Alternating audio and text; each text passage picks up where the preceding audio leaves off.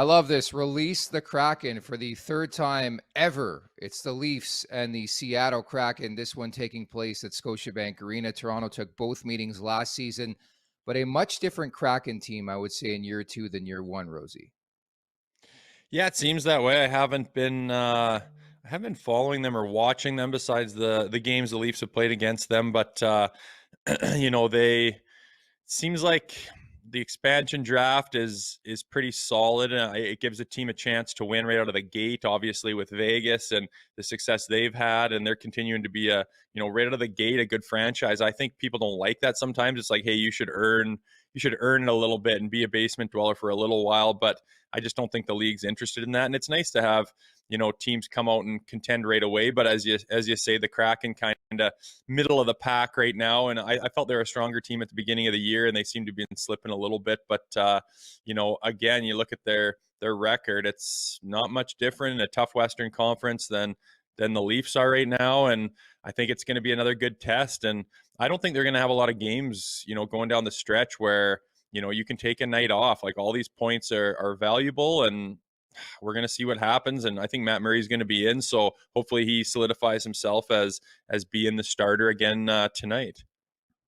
Yeah, so Matt Murray has been confirmed as a starter, as you nailed it right there. And I think, to me, the biggest difference with this Kraken team this year is that they can actually score goals. They were sixth in offense, or they are sixth in offense this year, 28th last season. So they've been outscoring their Okay. problems a bit more. I think they're still inconsistent when it comes to goaltending. We'll see if it's Martin Jones tonight, but even Grubauer hasn't had a good season. Jones has been probably the better of the two so far. Grubauer has been a bit banged up, but that's the biggest difference I've seen in Seattle watching the NHL the way I have and do this season too, is that they can score much more. So, I think the Leafs better be prepared, but I think both of us are expecting a much better defensive game. I was taking a peek at the over in this game, and maybe famous last words, but it's been trending that way for a while for this Maple Leafs team. So I wonder if there's a bit of a response defensively tonight, Rosie. I hope so. That was my problem there with the Leafs last game. It just seemed like they were just not paying attention to that again, and it's been what's impressed me probably the most this year.